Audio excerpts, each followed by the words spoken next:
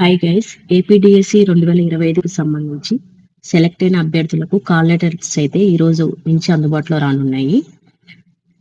Certificate verification సంబంధించినటువంటి ఈ పరిశీలన మరోసారి వాయిదా పడింది. ఈ ప్రక్రియ గురువారం ఉదయం 9 గంటల నుంచి ప్రారంభం కానున్నట్లు మెగా డిఎస్సి కన్వీనర్ వెంకటకృష్ణారెడ్డి తెలిపారు. గురువారం అంటే మనము 28th ఎక్స్పెక్ట్ చేయొచ్చు. ఇది 2 నుంచి 3 రోజులు జరిగే అవకాశం అయితే ఉంది. అలాగే అభ్యర్థులు వారి యొక్క లాగిన్ ఐడీల ద్వారా మంగళవారం మధ్యాహ్నం నుంచి కాల్ లెటర్లు డౌన్లోడ్ చేసుకోవాలి. ఆ కాల్ లెటర్ల సూచనలు ఖచ్చితంగా పాటించాలని చెప్పారు. సర్టిఫికేట్ అనేది ముందుగానే ఆన్లైన్లో అప్లోడ్ చేయాల్సి ఉంటుంది. సో ఇది మనకు అప్లోడ్ ఆప్షన్ అయితే ఆల్రెడీ ఇచ్చారు. బట్ ఇది మీకు అందరూ చేయాలా లేదా ఓన్లీ సెలెక్ట్ అయిన అభ్యర్థులు మాత్రమే చేయాలా అనేది చూసుకుంటే ఓన్లీ సెలెక్ట్ అయిన అభ్యర్థులు మాత్రమే చేయాలి. ఈ లిస్ట్ ఇంకా రాలేదు కాబట్టి ఆల్మోస్ట్ జాబ్ కన్ఫర్మ్ అయిన వాళ్ళు ముందు జాగ్రత్తగా అప్లోడ్ అయితే చేసి పెట్టుకోండి.